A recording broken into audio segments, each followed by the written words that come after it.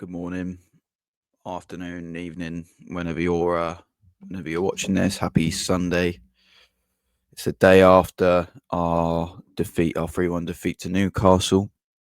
I am a bit worse for it this morning. Had a few last night, so apologies if I sound a little bit shit or a little bit downbeaten, but yeah, just feeling sorry for myself. That's my own fault though. I just wanted to hop on and give you my thoughts on what went on yesterday. I'm not going to do a full in-depth review. I'll leave that sort of stuff for in the week when I've had a bit more time to look it over and process it. But I just want to go off of kind of what I saw yesterday and a couple of things that really pissed me off, frankly. So we'll get onto that. We'll get onto that.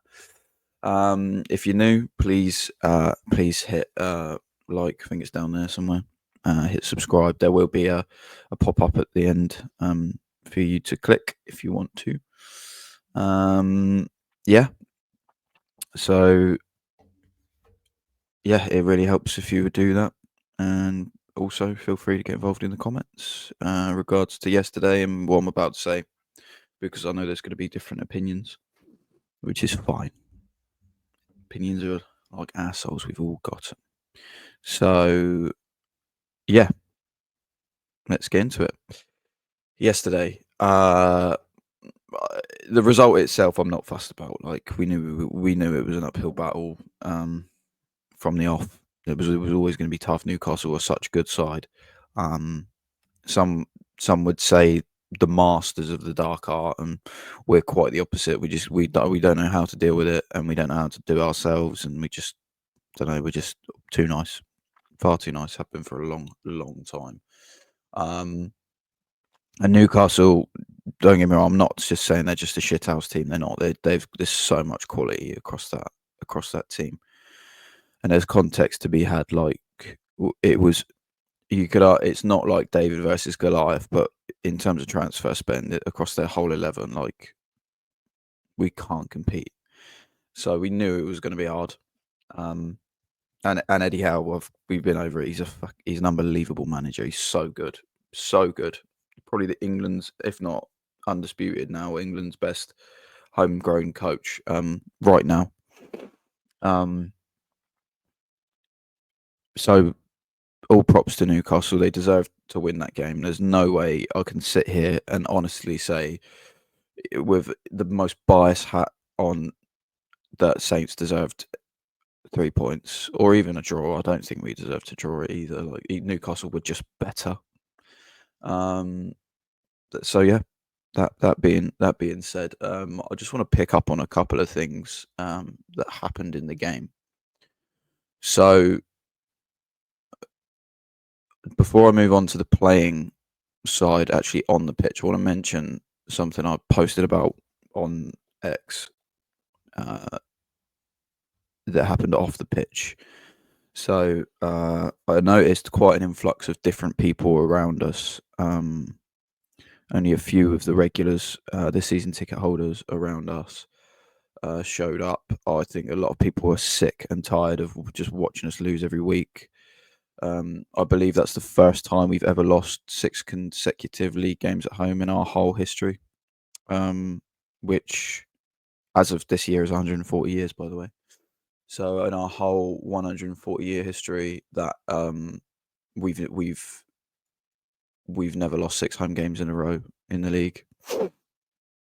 That was done yesterday. So don't think I'm digging out any fans who are deciding not to come and putting their ticket on the exchange, or that's fine. It's your prerogative. You don't have to spend your Saturday afternoon punishing yourself like the rest of us do.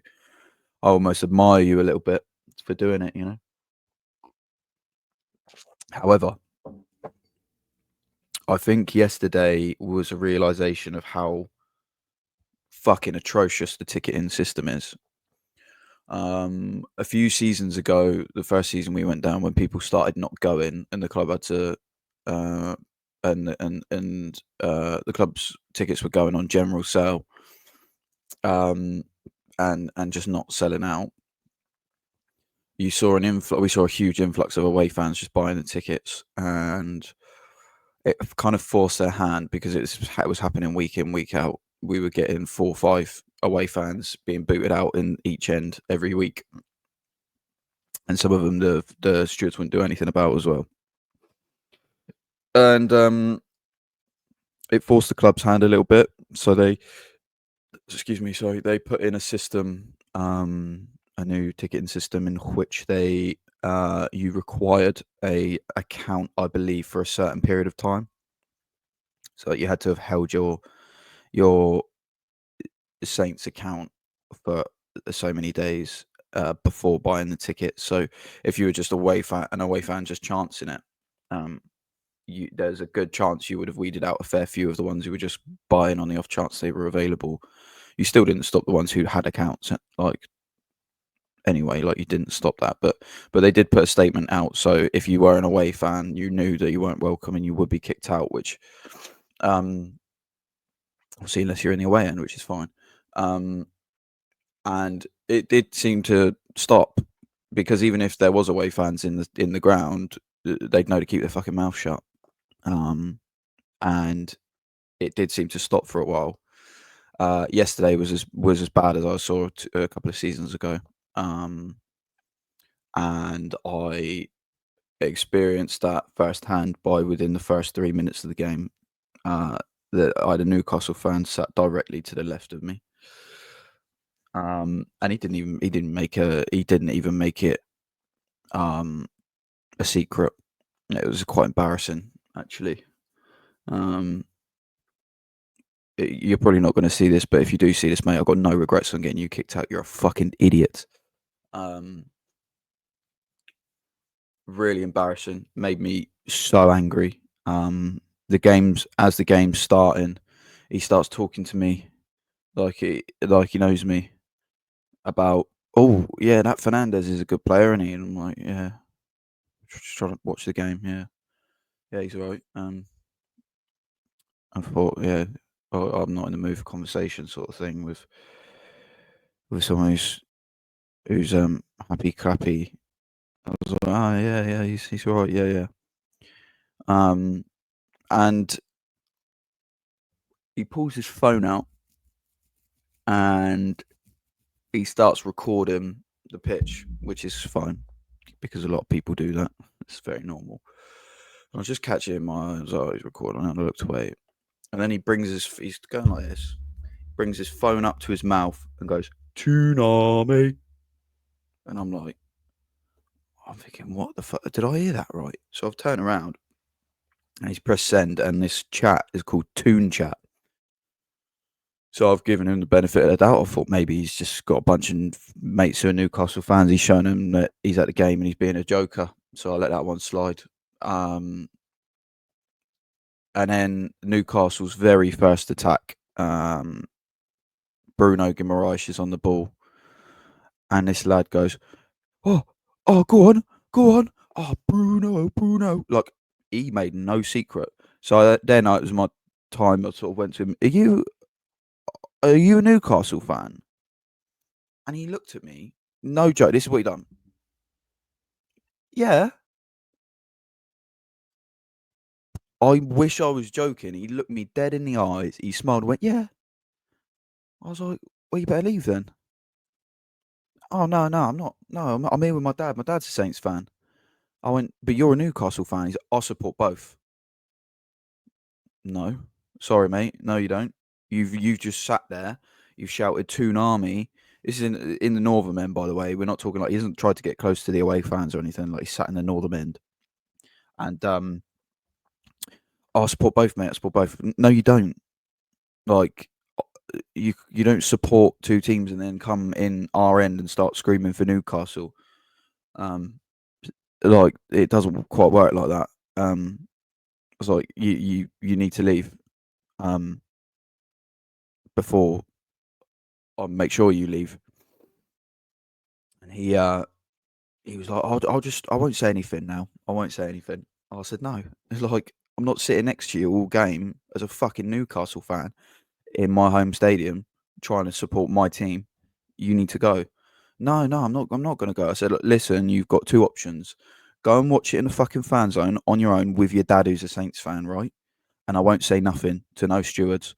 Or you stay here and I'll get him to kick you out. And after that, your old man's tickets will be in jeopardy. Oh, no, don't be like that, mate. No. So you're going to go and watch in the fan zone then? No, I'm just going to be quiet. I went, all right, sweet. So I've gone to tell the stewards, and about 5 minutes later, the knob gets kicked out. They took their time with it. I'm going to be honest with you. They took their time with it, and the more time that went on, the more I was getting fuming. I was livid. I was shaking, and I was just thinking, these are the sort of moments, and I know they have a tough job, but these are the sort of moments where stewards need to act quickly, because if he turns around to the wrong person and says something, then a fight will break out, and it'll be a fucking bloodbath, and they need to act on it quickly. It wasn't quick enough, but they did get him out. And more funny, whilst I was waiting for him to get kicked out, Bednarik scored. So that was at least some sort of instant karma, I suppose. Not that it lasted very long. My main gripe with the whole thing is I posted about this on social media, and the response I got was, "Oh, they probably bought it on the ticket exchange." Now I know, because he told me that he used his dad's mate's ticket, but there were so many other circumstances in the ground. I believe at the top end of the Northern there was 4 or 5 more ejections, and I didn't see just how many. I was trying to watch the game, but there was more. There was a lot kicking off after Newcastle scored and stuff. And I'm pretty sure I saw some in the Itchy North as well. I wasn't looking at the Kingsland, but I saw a kerfuffle out of the left side of my vision. I was like, oh, maybe it's more Newcastle fans. And I put it on the thing and on X, and people say, oh, they must have bought it on the ticket exchange. And to which I ask, has that not got any sort of protection as such? Can you just go on the ticket exchange and buy a ticket regardless of your account? And a lot of people were saying yes. If that is true, because I've never bought one on there, then Southampton Football Club, hang your fucking heads in shame. That's embarrassing. That's embarrassing. That's tourism, capitalism, and it's only going to end up ugly. When you do that in football's not like a regular business. Like, it's tribal, it's religion to some people. Like, it's just in your blood. When you introduced capitalist schemes to just make sure your seats are fucking sold, and you sell it to opposition fans, knowingly or unknowingly, you are asking for trouble. You are asking to put your stewarding and your security staff under massive stress, which could also put your medical teams on alert. It could distract them from actual emergencies. It needs to get sorted. If you can go on the ticket exchange as anybody, any Tom, Dick, and Harry, and just buy a fucking ticket when a season ticket holder decides not to go, that has got to change.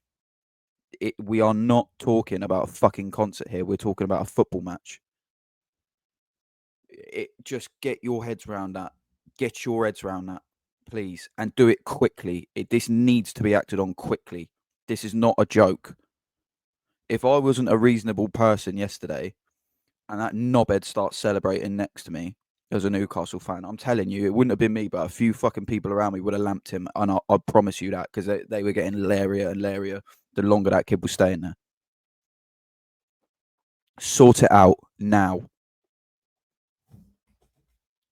God, it was embarrassing. Right, that rant over. On to the next one. The playing side. We were shit. First 15, 20 minutes, as we always seem to do, apart from against Forest, obviously. We was all right. Obviously got ahead, which was nice. And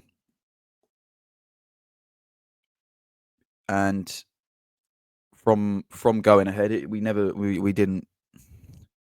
we were going to hold the lead for long. Isak was a joke.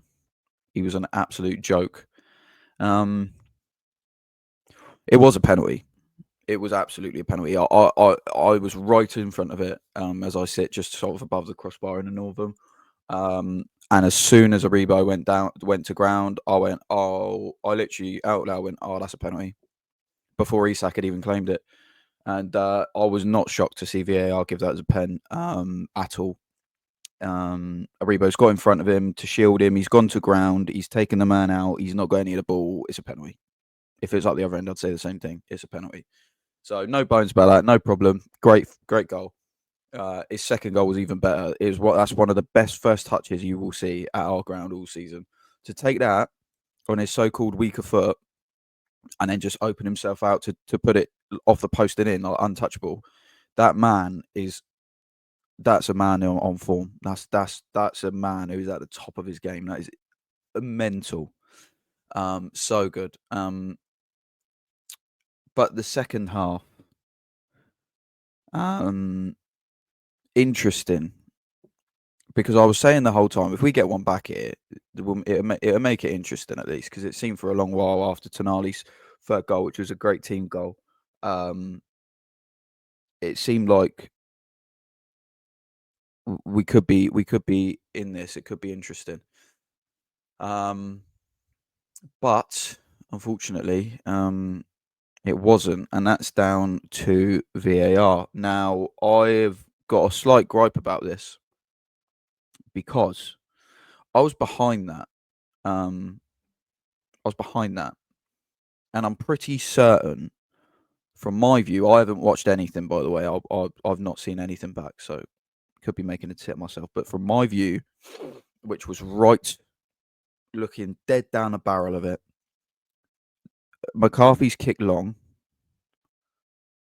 I believe it was Shah's got up to win the header, to win the duel, and the Dan Burn and the fullback Lewis Hall, I think it was, were just obviously they switched off because they just assumed that Shah would win this header. And what, from my view, he slightly nicked the ball, Fabian Shah, which has sent it over the top of which has sent Matty Fernandez basically on the run. And Fernandez has gone through and scored. For me, it was a goal. Again, I've not seen it back from any angles, but it's a goal, and the ref gave a goal, and the linesman gave a goal. I understand goals have to be checked, but the reasoning on X, on this stupid account they've got, was that there was no factual evidence, the exact words, no factual evidence that Shah headed the ball.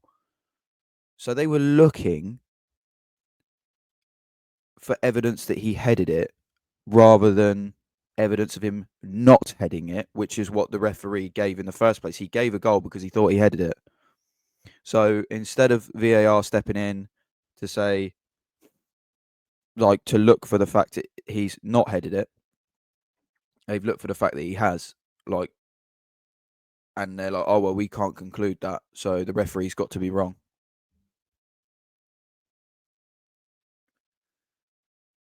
Don't understand. Don't get it. I really don't. I mean, the ref needed a lot of help yesterday because he was crap. He was so crap. He was letting Newcastle get away with murder, which most refs do because they're a big physical side. It's almost like when you get a team that's branded as like a physical side, they get away with more. And it seemed that in the in the Championship last season, like when you played like a Stoke, they just seemed to get away with it more because it's like, oh, it's Stoke and they're just a big physical side. Like, shout out to Stoke. But yeah, it's like they got away with it. And there was one at the end of the first half where Joe Linton's gone straight through on Onachu studs up, and there's been nothing. Nothing. He didn't even get booked. Like, unbelievable. And I saw that from where I was. It's like, how's the referee not seen that? And why has VAR not said, oh, maybe we'll look at that? Because they didn't look at it, which is crazy because he was literally studs up on his ankle. Again, I think it's a size thing. They look at Paul and they're like, well, he's massive, so it's not really a foul, is it? Like, you've got a double foul Paul to get a foul because he's so big. Logic. Fucking idiots. So yeah, yet again, VAR not being used in the correct way, being used in a way to try and rule goals off rather than see if the ref's got it right. They're trying to see where he's got it wrong all the time. They should have looked at that goal and gone, well, there's no conclusive camera angle to tell me that he's not headed the ball, but there's no conclusive camera angle to tell me he has headed the ball. So I'm a bit stuffed.